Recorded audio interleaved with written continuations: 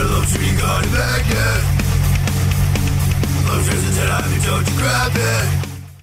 Hey, welcome to Lobster Magnets Review, the channel, the review. I'm good old Lobster, and this is my buddy Gorogregoro. What's up? We are here to talk about the amazing episode of My Hero Academia that we just watched. Did I ever show you this? What are you showing me? What are you showing off here? There you go, Hero Killer, Greg. So, Greg, what do you think? What do you think? This was definitely a great episode showing off Hero Killer Stain, what he's all about. What do you think of him? Man, like him fighting Medora and Totoro, whatever the fuck his name is really fucking cool. This is like a really fucking cool action sequence. It's a really great one. One thing I love is like Stain's quirk is kind of fucking terrible. It's not a great quirk by all means, but he's still like handing their asses to them just because he's like trained himself to such an incredibly refined degree that he can just like fuck them up with his like ninja sword and knives. Yeah, it's really cool. He's taking like he's trained his body to like the extremes in order to make the best use out of his quirk. Yeah, and all of his tools are like designed to that quirk of like, you know, Toroki, like it's like this subsequent people coming to save him, you know, oh, Medora saves Ida, and then oh no, Medora's getting his ass fucked because like, you know, he gets a hit on him, he gets this one little tiny inkling of blood, and even though Medora's like, you know, good old Deku's like, you know, oh my god, I'm so cool with my all-for-one quirk, I'm beating him, I'm gonna win. Nope, Hero Killer is just like that much better than you. Then the superhero comes of Shoto, who's like arguably like, you know, from a quirk standpoint, 10 times better than the Hero Killer. And then the Hero Killer just like jams knives into his arm. He's just like too quick for him apparently. Yeah, even though, you know, he's got fire and ice, and he's like, oh, I love that scene where he's like about to lick his, like, he like cuts his cheek and he's about to lick him. Yeah, there's something really great about this fight scene because like it's Medora's also like trying to put together the pieces of like how his ability works as he's fighting him, and it's just really cool to see that level of analysis like during the fight instead of, you know, just like mind-numbing super duper action sequence, which, you know, can be exciting as well, but you know, this is like it's cool because they're thinking at the same time, and I like thinking with the action sequences. Well, true, but it's obviously not on par with like something you'd see in Hunter x Hunter. The abilities of My Hero Academia are far more stripped down. They're just, you know, very flashy, and, you know, I've yet to see anything on par with like the Nen abilities. But, you know, it was still a really good fight, and it was like I loved, like, you know, Stain, like, you know, saying why Ida doesn't deserve to be a hero because he's using his, you know, if you were a hero, you would have saved that guy. You wouldn't be using your powers for your own purpose. Exactly. I like the contrasting philosophies that are going on. You know, the characters are sort of like making a stand of like why they're heroes, why they're doing what they're doing, and, you know, Stain's like very blatant about his philosophies. Just, you know, I only want heroes that are worthy heroes and stuff. Yeah, and it's like his ideal of heroism are people who don't cut yourself with that. I hope that's not sharp, Greg. It's only, it's actually pointy at the end, but not like the edge. Okay, well, good. Watch me like accidentally cut my finger when I say yeah, that would be. There you go. That would get us viral, Greg. That was, you know, dumb YouTuber Annaby puts himself imitating Ninja Turtle character parody. Yeah, but oh fuck. Don't cut yourself, Greg. No, it's like falling. My calendar's falling over.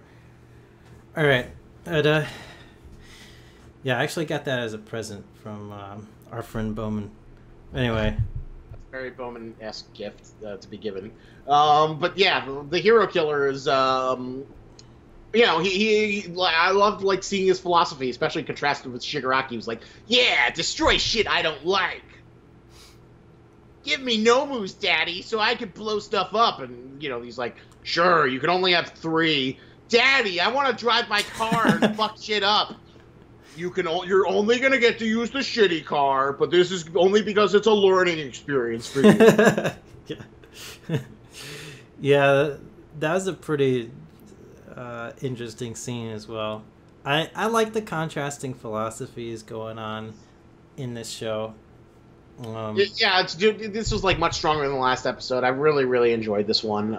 It covered a lot of material and it covered it really well. It was really well animated. It was like, yeah, definitely on par with like, you know, what we got in the, you know, Midoriya versus Shoto fight back in like the first half of the season.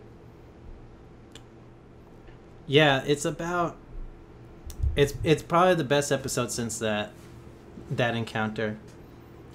Not that the other episodes have been bad, but like, you know, they've been fun. But like, oh man, this is definitely a standout, and it was like a great, well animated fight scene. And I just love how like dangerous Stain feels, and how they're reinforcing like, you know, just this experience and like, you know, skill versus like their flashier quirks, and how they're just completely outmatched for him. And I also enjoyed like the chaos of the Nomu scenes where like they're just like messing shit up, and it like, because the My Hero Academia universe is generally like kind of a happier universe, like to see them like these monsters and people struggling against them, and like, you know, feels like, you know, there's a lot at stake, and it feels chaotic, and you feel generally worried.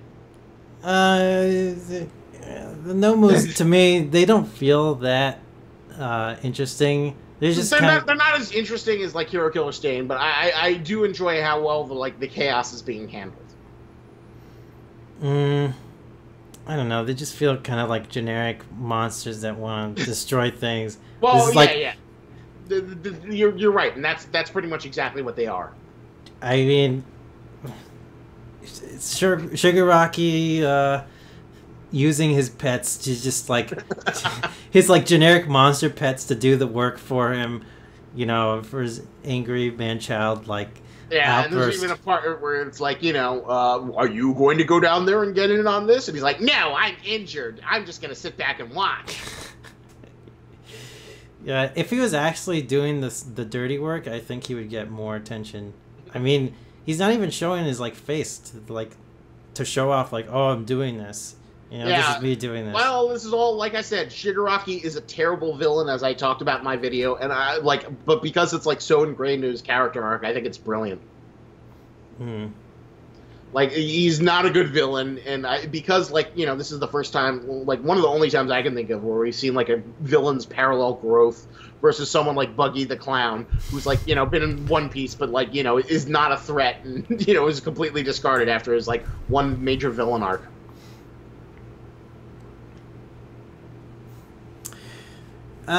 Yeah. He is kind of like... Man, it's so weird to compare Buggy the Clown to Shigaraki, though. I mean, Shigaraki is obviously a villain you take a little bit more seriously. Well, he's got a scary-ass quirk.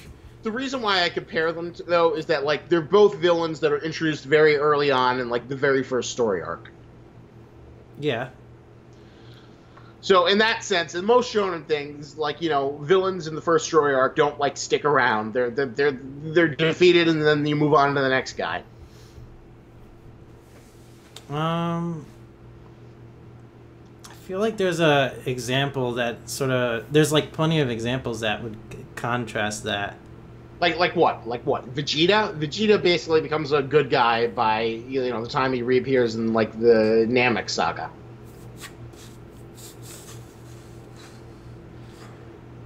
You can't think of one. I can't think of one right now, but villains, I'm sure there is. Villains are either discarded or they become like, rivals slash heroes, and they have a heel turn. At least early villains.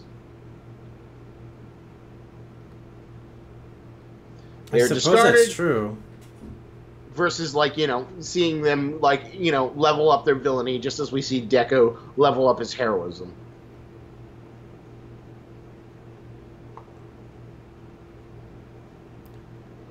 Yeah. It's like, it's starting to hit me. Like, Shigaraki, he's like the stereotypical villain at first, where he's just like, yeah, I'm just gonna destroy stuff, and I'm sort of, you know, I'm sort of like not that scary at first because I'm the first villain. Yeah. But he's kind of using that trope to like take advantage of building his character to something greater. Yeah, which is why I think he could become like an all-time great character. He hasn't yet, even in the current manga, he hasn't quite like had that amazing point. But you know, there have been hints of him like growing into that. You know, I'm hoping that like we'll get some amazing arc where like we're clicking and it's like, oh my God, Shigaraki, you're the best, and I love him as much as I love like someone like Blackbeard. His progression is like Because he has Naruto's progression. Yeah. But still, we really got a lot. Do you like the whole scene with like Ida and his like, Todoroki, like seeing like I was like you, my vision narrowed, and when you narrow your scope, that limits you as a hero. But I have finally like overcome my hatred of my father, and and that is how I still do not like him, but I can still learn from him as the #2 hero. Yeah, that was pretty cool. That he's like. That he settled his shit like so quickly, actually. Like the progression for his character was actually pretty quick. Well, it was a nice little fulfillment of like what we saw in the sports festival, and it's nice to see it tied into Ida. Everyone's like commenting like Ida's such a stand-up guy. He'd never abandon people to like just go off and like. And, it feels like much more hardcore, the fact that Ida's, like, pursuing revenge, even though by most series standards, it's not, like, that big of a deal. But, because of it, it feels, like, so emotionally severe for the My Hero Academia world, where it's just, like, these kids who just want to do the best and be the best and whatnot. It feels like it has much more weight on it than it would, otherwise. Yeah.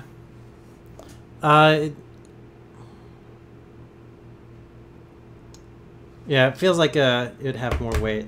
Wait, I'm sorry. I kind of lost track of what you were talking about. So I'm basically saying, like, okay, so, like, if you, on a basic story level, Ida's, like, oh my God, I just want to get revenge is not very interesting. It's not very compelling. It's not a hugely compelling thing.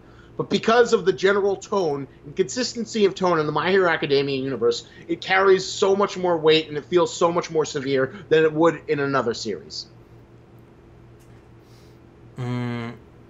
Like how so? Like what would you like compare it to? Like, Sasuke's quest for revenge. Like, oh, I'm gonna go get revenge, and you don't feel like, oh my God, I feel so bad for Sasuke, it's poisoning his soul. I mean, there's a little bit of that. Well, versus like this, where like, Ida going after the hero killer, and the hero killer tells him you're just doing it for revenge, and Midoriya says, this isn't like you, Ida. You would never skirt your responsibility in a hero incident to do something this selfish. So it feels like much darker and heavier than it would in another series.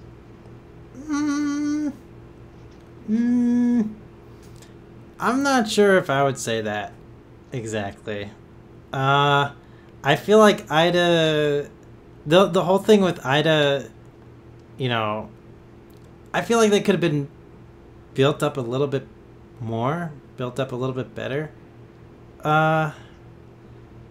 Maybe it could have had like a scene before where it's like Ida did something out of his way for somebody. Well, there were like all kinds of indications that were building up to him. He got talked down to by his like his hero guy he was working under. There are lots of little build-ups. He didn't return his text messages. He did all these uncharacteristic things. Oh, I mean, those are sort of uncharacteristic things, like him being very tact, like very on top of shit, like not reacting emotionally, but like something like along the lines of helping somebody. Like maybe it could have been, bits of hints here and there that he usually helps out other people. He's very selfless. Well, we got that in the fact that like Midora is like there and there's fire and civilians and these monsters fucking shit up, and Ida isn't there, and he's like, oh god, Ida would never But that's like spoken. That's not like, it's not something we've seen before where Ida like goes out of his ways to protect the civilians, and Midora like comments on it, or someone else comments is like, wow, Ida, instead of like focusing on fighting the villains, he was concerned about protecting the innocents. That's, that sounds, that's really cool of Ida to do that. I mean, do you know what I'm saying? A little bit, but I think it was handled as well as it could be here, because we're jumping into this great action, and it's great action. And you've definitely been enjoying it, seeing Ida's like being forced to like see the error of his ways, and now that he's like paralyzed and he can't do anything and he's humiliated, trying to like fight for his brother's name while being shown up saved by two of his classmates.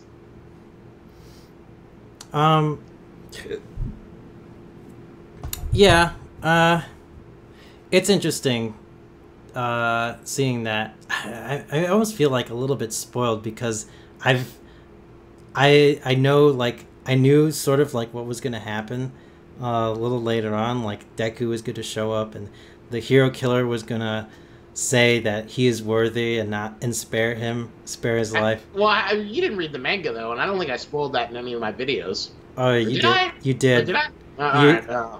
In your analysis video about Shigaraki, I believe. Did I mention that in a little bit? You said like even the hero killer Stain. True. Okay, there you go. I'm surprised you remembered that detail.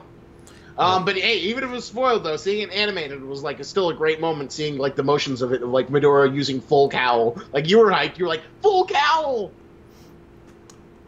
Yeah, Midora using like full cowl like to its full extent was pretty cool. Yeah, that's true. I'm liking like how quickly the story progresses in My Hero Academia. Yeah, it definitely feels like we're like burning through this arc. Like I feel like it's going to be resolved by the next 2 episodes at most. I think it's a good pace for this series right now. I'm really curious to see where like the at what point in the manga the second season ends at.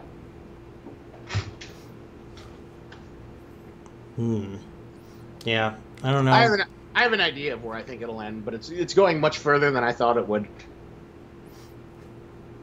But we're getting like really good episodes. It's going to a good place. The My Hero Academia fan train is like going, and when you got episodes that are as good as this one, it's not hard to see why.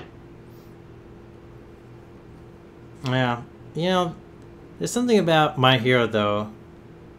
Like, there's like really cool action-packed scenes and really great moments with like Deku and All Might, and like just like really great small little moments between characters like Fire Ice Guy and Deku and stuff like that. But I feel like there's something I can't quite pinpoint on that I really want to see My Hero take in its direction, but it just hasn't yet. What do you think that is, though? If you could articulate it, because like I've talked about it that well, I really enjoy the series, but I still feel like it doesn't quite like reach the heights that Naruto did in its peak in the similar Chunin exams. Yeah, and I think you've sort of explained it a little bit before about how. What's his name? He's not as strong as other mangakas, like Horikoshi, juggling other people's characters and story arcs simultaneously. Yeah. I definitely say he's not as strong as like someone like Kishimoto or Oda or who do it. And like we are starting to see like the rigors of like the manga. Like it was really funny. I'll show this to you after the stream, after we're done recording the episode. But like there was this like celebration chapter where it was like Midora and Deku and like deformed form. It's like, let's go meet the creators and say hello and celebrate. And then he just draws himself as a hand, and he's like bleeding from his eyes. And he's like, oh, just like, if I only had 7 more minutes, that panel would be so much better. And like all his assistants look miserable. And then there's this editor like looking at his watch and he's saying, freeze, freeze, time freeze, freeze, freeze. What? That sounds really confusing, but I'm like sure I'll enjoy it. He's saying like freeze because he wants the time to stop moving forward. He wants it just to stop. He's not like trying to use like a freeze time quirk. No. This is like completely like kind of like real world esque, but like he's like saying freeze because he wants the watch to freeze so it stops moving forward. Yeah, I see. That's pretty funny. Yeah, it's really funny. I'll link it to you. It's like really funny 2 pages, and like he gives you the sense that like the poor guy is being eaten alive by the manga grind, and he maybe doesn't like I think My Hero Academia is one that is like fighting because like all the stuff in My Hero Academia is really basic bitch thing. It's like not more clever or smarter than like a fight in Naruto. In some ways, you could say it's a little bit more limited in the sense that like the characters have a quirk and they don't have any way to like get new quirks. They just have to. He has to come up with cute, clever, fun ways for them to grow and advance their quirks. Yeah. But but he's able to persevere through those his limitations by just being like really sincere. When like Midora punches someone, he's like believes in that punch so much, and you believe in it because he's like so intense about it, and you're like, "Fuck yeah, go Midora!" Yeah, he's actually really holding back on his punches towards Stain. I feel like he doesn't want to like purposely kill people with his ability so much. He also doesn't want to fuck up his arm. But like I'm just talking about like the art and the tone of the series. That like that earnestness, well, maybe not like the most clever thing, is like what like helps keep the series alive. Like, because there's this moment. I'll try and talk about this as vaguely as possible. It's really not on the surface level. It's not an interesting fight. Like they're going in a villain raid. This is from the current arc of the manga, and some side characters are fighting these other side villain characters. It's very similar to the Sasuke chase arc in Naruto, where like all of Naruto's friends kept on getting split off, and they'd fight like the Sound Four. Remember that? Okay, that sounds cool. So like one of the supporting guys, he's like helping out a hero he's interning, and like there's this guy who's like really good at punching, and he punches so hard that he like completely devastates the poor kid, and his like arms are bloody and bleeding, and like it's like, oh god, I worked so hard on my hardening ability, I thought I could survive and be good and helpful, and then he, like his big hero moment is like not so much he gets a power up, he just like even though he's bloodied and battered, he takes another barrage of hits from like the punching guy, and that allows the pro hero to do something that eventually saves the day. And so from a technicality, that's like a really uninteresting fight, but because the art kind of like sells like the impact of the blows and his like willpower to persevere through it, it feels much more engaging than it actually is when it's basically like a fight between nothing characters. That's kind of cool. Like those kind of emotional moments are great. I kind of wonder like where like I want like a major story arc for My Hero. I want like some major goal for like the heroes. Maybe like they have to wipe out all the villains of like in a certain city because the city's become so corrupt. Like that's like going to be a long-term goal. So, yeah, you want like more of a long-term arc because like most of these arcs are like pretty short. There's not really like they're all kind of really brisk. Yes, exactly. And Shigaraki's kind of like a looming threat, but he's not like so threatening that at the moment. Well, I will say this: like, there's a lot of potential seeded throughout My Hero Academia for like absolutely brilliant moments that hit on both levels, on an intellectual and a heart level. But it hasn't quite like hit that point. Like, for example, like I really like what Shigaraki could go, but he has not lived up to the potential where You know, because basically for Shigaraki to like max his potential, he needs to come up with like some villain plan that's basically kind of like what the Joker did in The Dark Knight Returns, where he basically is like doing all this shit that's like fucking shit up in the city, and it sort of like feeds into his master thesis of the world he wants to create and what his life philosophy is. And like, you know, what if we get an arc where all of that is accomplished, then, you know, that will be a brilliant AAA, you know, you've ascended to you know, the throne of kings kind of moment. But so far, that has not happened. I hope it'll happen.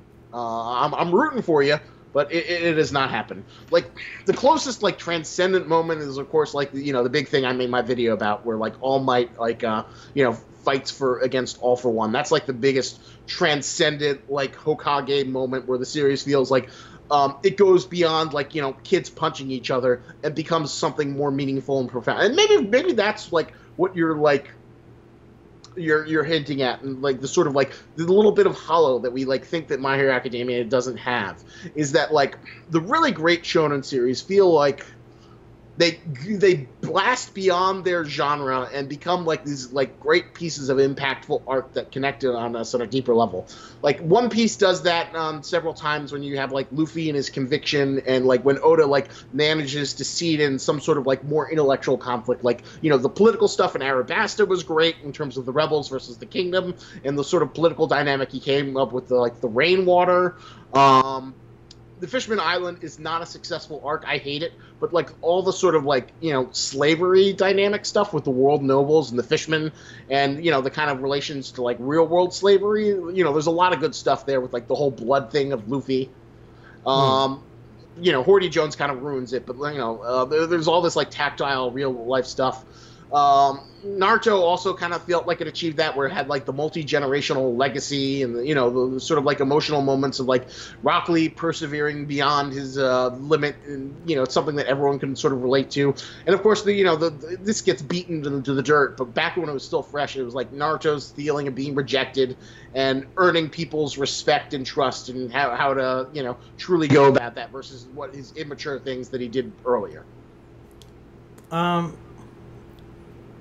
I was a little bit rambling, but I feel like that sort of like gets to the heart of it. Like, you know, what is My Hero Academia's grand thesis? We're getting a little bit of it in terms of like, you know, the fake heroes versus the true heroes, but it doesn't feel like that, like, you know, theme has been like adequately explored as well as it could be. Yeah, it feels like a lot of it's subtext and headcanon versus like explicit text. I guess it's not exactly just about the theme.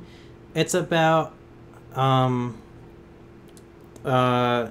like, particular long-term goals for the characters. Like, what are, like, some mid-level goals for someone like Shigaraki? What are some mid-tier goals for, Deku? What are some mid-tier goals for, you know, some of the other characters? Oh, well, one of them right now is like kind of a short-term goal, which is to kill or hunt down Stain. But I want to see like something like ultimate super weapon device that, you know, is being built by some villains that they're gonna use to destroy a city. Like, I want to see like some major story arcs revolved around like things like that. Keep going, Greg. I just unplugged my stupid headset. What else? Just do you want to like think of Naruto, where they have the infinite Tsukimaki or whatever. Yeah, the super eye thing. Yeah, that was like a major. That was like a major goal for Akatsuki, and, you know, there's a lot of story threads that revolved around that. So you want like some sort of like more tangible goal than I'm going to be the greatest villain, because like yes. What does that mean to be the greatest villain? Exactly. And, you know, I'm going to be the greatest killer. Okay, what do you have to do?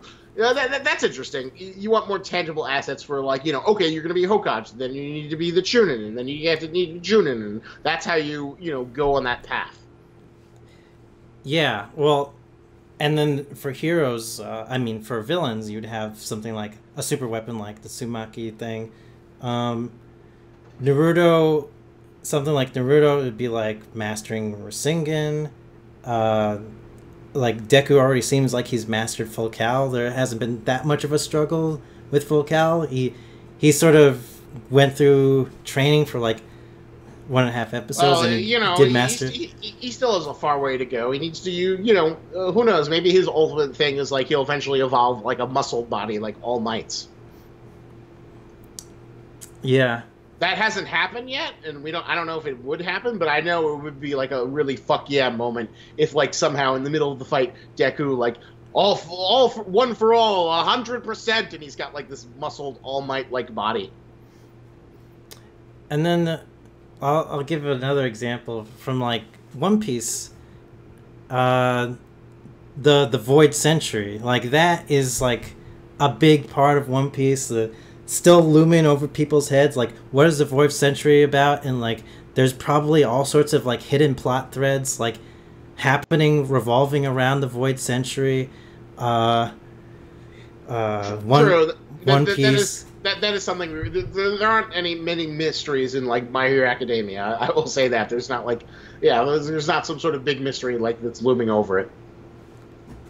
Like I want to see some like interesting storylines like revolve around that with the series like this.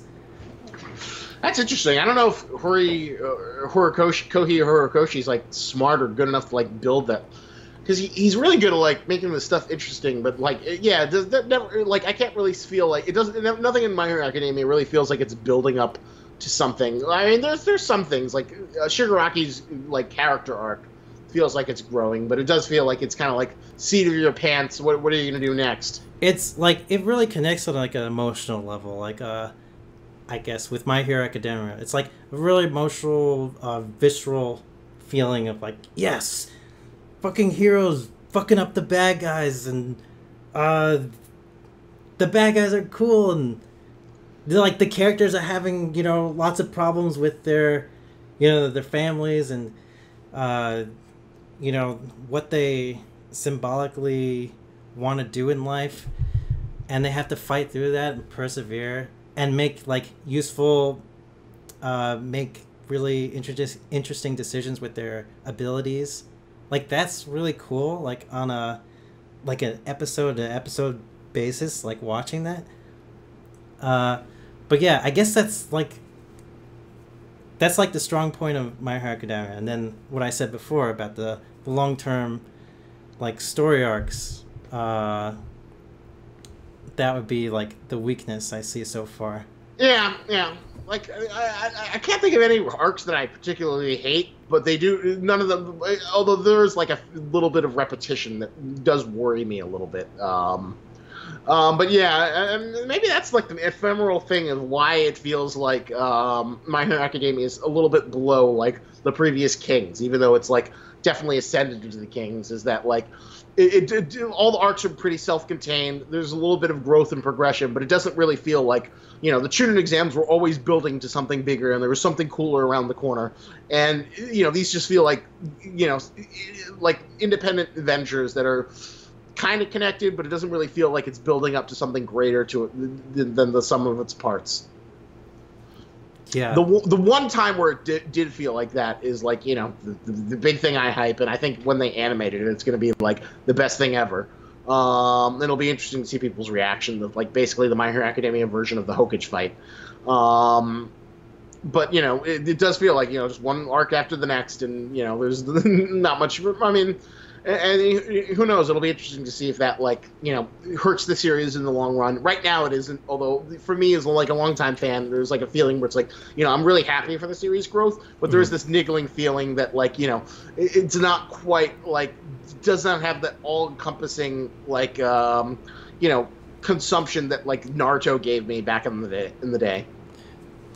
Yeah, I hope I didn't put such a big downer on the My Hero Academia. No, it's still a great series. It's still a wonderful series, and this is we should get to the ratings. We've been rambling so long. What would you give this episode, Greg? I give it a 8.5. I give it a 9. I think it was a really strong episode. Yeah, it was just packed with action and great character moments, and giving Deku giving his dramatic speech, where he's like, then what are heroes for anyway? Like, then no hero would come. I'm surprised you didn't give it like a 9 or 10. Oh shit. I guess it's because I sort of was like slowly realizing like what was that feeling in my head with like the long term plot threads thing. I bumped it down like half a score. Once you had that revelation. Yeah. So now that's always going to be in my head from now on. I'm going to be like watching My Hero Academia. Like, where are your major plot threads? There are some like payoff for like the Stain thing, as I mentioned before, which we'll see. It makes it a little bit more richer. But I'd say that those are like the exception, not the rule overall as the series goes on. Like, there's absolutely plenty of potential to have like really smart, fun things to happen. I guess Yeah, that's interesting because like I've never had an experience of like My Hero Academia, like the tomato box. Yes, something like the tomato box, where it's like that was always looming in the background, and then all of a sudden, bam. Or even like the Shanks pirate like flag in like the Bartolomeo's cover story. Yes, and it's like you see like these little hints of potential story arcs in the future, and then they get paid off like much later on, and it feels really good. Yeah, I can't think of anything in My Hero. I literally can't think of anything separate. I guess loosely, like you could say, like All for One in like his relationship and his role in the series is kind of the closest that My Hero Academia comes to having something like that. But overall, they're kind of aren't really those long seated payoffs. Yeah. Which is interesting. Like maybe like Kohi Horikoshi is like he's good, but like. And like he had 2 series that failed before this, and that's why My Hero Academia was the one he broke out, where he like stopped trying to like compete or be quirky, and he just decided to like put himself fully, make like all the things that made him happy in one series: superheroes, American comics, thick girls with chubby waists and boobs. And invisible girls too. Don't forget. Invisible girls, everything he loves. And that's why the series is like such love and devotion right now. But the heart of hearts is that like he's still like working at a level below like the true titans of the field. Yeah, this series definitely got a lot going on for it. Lots of potential. I'm really happy for it, and I definitely want to see more and more of this stuff. I want to see the series get better. I want to see it get better in the way I described with like those plot threads. I'm hoping that will eventually come at some point. Well, I'm really curious to see how you react with like the rest of the stuff and how the rest of the stuff goes down. Like one of my favorite chapters is going to be probably animated soon. I think that's going to be really great to see in motion. So yeah, we'll keep going. Plus Ultra, 9 for me, 8.5 out of Greg. What do you think we should plug? Well, how about swords? Fine, buy a katana like Stain, the hero killer, and there's me. Katana, yeah, like Greg, like the katana Greg. I didn't buy my katana. By the way, I'm not that quite weeboo yet. You're not the ultimate weeboo. Yeah, Greg, you could like just be like the fat guy who has it like on the back of his shoulders, like Roni Kenshin, and walk around and like just feel like you're a complete badass, right? Yeah. Be the ultimate weeboo. Have a katana that could be like taken away from you by security at a convention because they don't allow bladed weapons. Exactly. And then lick the blood, or not blood, but like food coloring off the swords. Mimic Stain. Yeah, exactly. Get some fake knives, get some food coloring on that, and go, stick your tongue out. And, have a great time. Yeah. All right, so links up there. If you don't want that, buy. Click the link and buy something you do want. Because we are shilling out. We love shilling. Shilling is our, fun deal. This was a much longer review than I thought it would be. But, we had some fun, engaging discussion about My Hero Academia. Hopefully, the few of you stuck around. Thank you so much for if you actually stuck through this to the end. And remember, lobster has antennas, but don't you grab it. Maggots made of iron, lobsters made of meat.